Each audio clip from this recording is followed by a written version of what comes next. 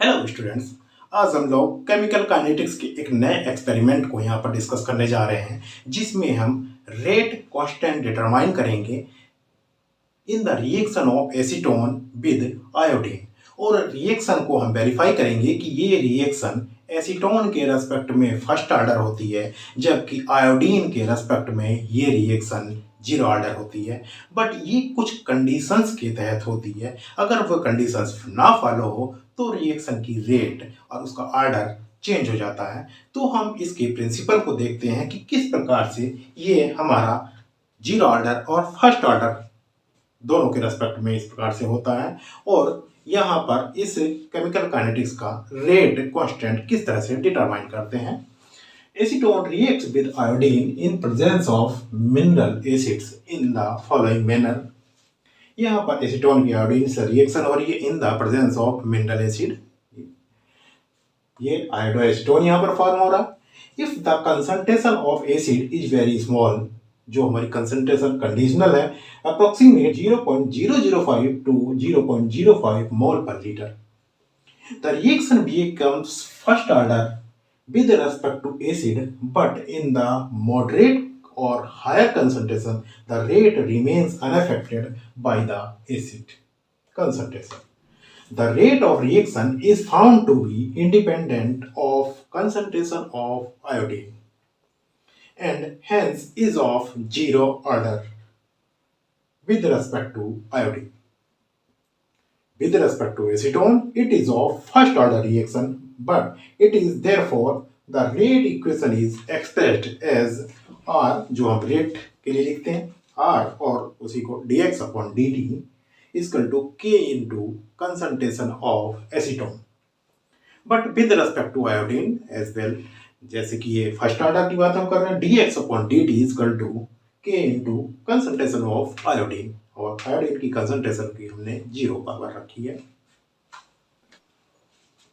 Now on integrating the above reaction we get x is equal to kt or the rate constant k is equal to x upon t. The constancy of k will establish the zero order reaction with respect to iodine. यहीं से हमको iodine की zero order reaction kinetics का पता चलेगा।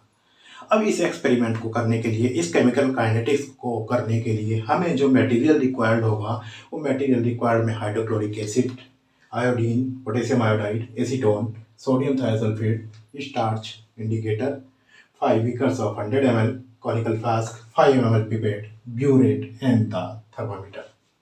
And now the procedure for this experiment is in the following way. Take, सबसे पहले हम कंसनट्रेटेड HCl जो हमारे पास 12 नॉर्मल होता है, उसको हम NY30 में कन्वर्ट कर लेते हैं। तो हमारे पास 50 ml NY30 हाइड्रोक्लोरिक एसिड की रिक्वायरमेंट होगी, वो हम प्रिपेयर कर लेते हैं। फिर उसके बाद हम आयोडीन के 0.318 ग्राम को और पोटेशियम आयोडाइड के 0.41 ग्राम को 50 ml वाटर में डिसॉल्व करते हैं, जिससे हमें NY20 सोल्यूशन प्राप्त हो जाता है आयोडीन और 0.1 मोलर पोटेशियम आयोडाइड का। यहाँ पर ये सोल्यूशन प्राप्त हो जाता है। Now the next step is prepare NY100 solution of sodium thiosulfate, sodium या हाइपर जिसको हम कहते हैं, in 100 ml water. 100 ml water में आपको यहाँ पर NY100 सोल्यूशन सोडियम थायोसल्फेट का बनाना है।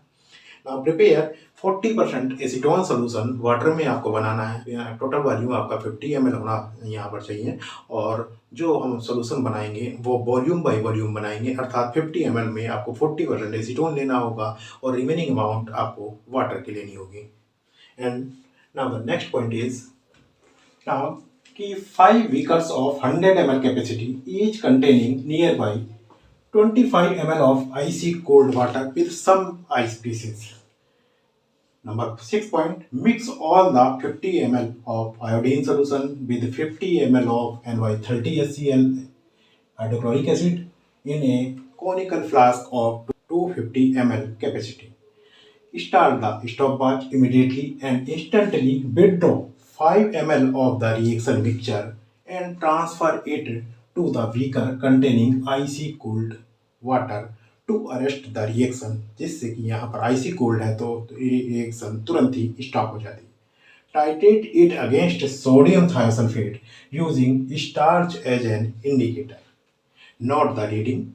Now remove 5 ml of reaction mixture each time after 4 minutes, 8 minutes, 12 minutes and 16 minutes and repeat the process. यही ऊपर वाला रिपीट करते हुए हम इस प्रोसेस को, इस एक्सपेरिमेंट को रिपीट करते चलते हैं और उसकी रीडिंग नोट करते चलते हैं।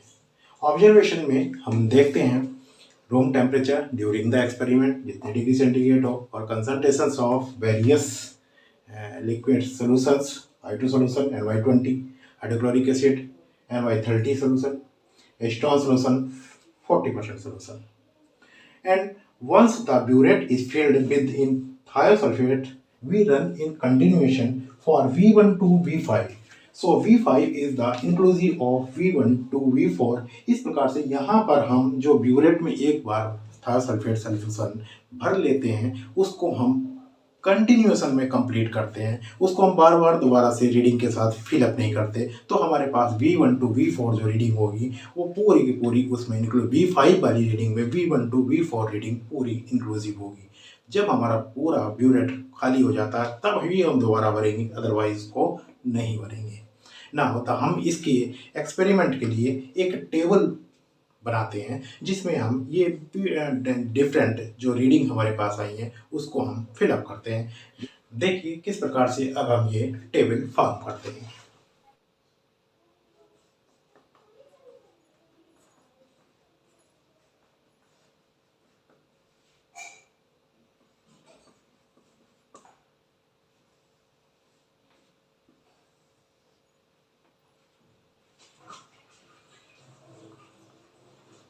Volume of hypo used in ml and K is equal to delta X upon delta T.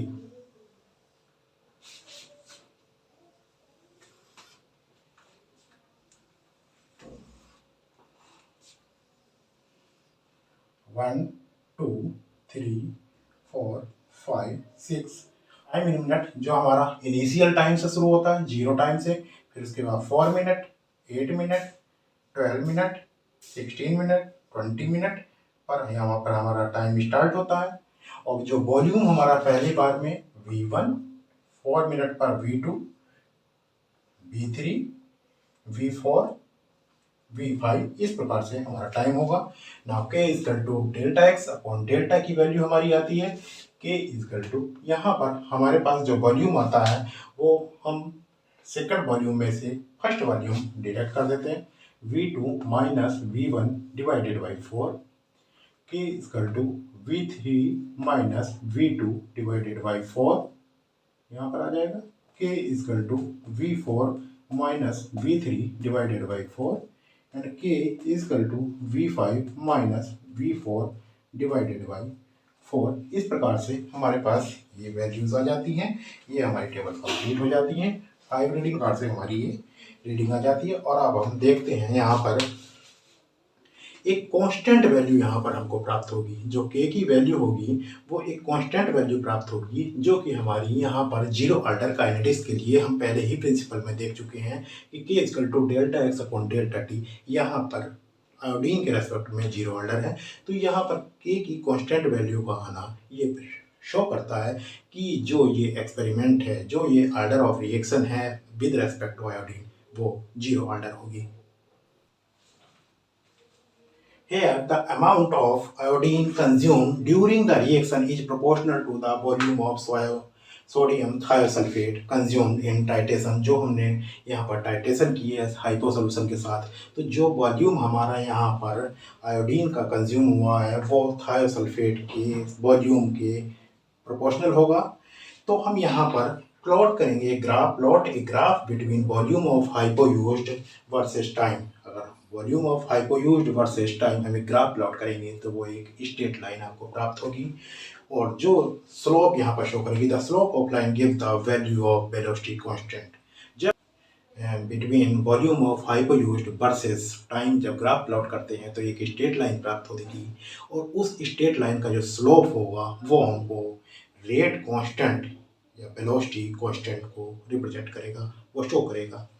Now the last में हम रिजल्ट लिख सकते हैं as a constant value of K और del X upon del T, जो हम यहाँ पर कांस्टेंट वैल्यू पाए हैं del X upon del T या के की value, indicates the reaction to be of zero order with respect to iodine. इस प्रकार से हमारा ये केमिकल काइनेटिक्स का एक्सपेरिमेंट कंप्लीट हो जाता है और इजीली हम इसको परफॉर्म कर सकते हैं।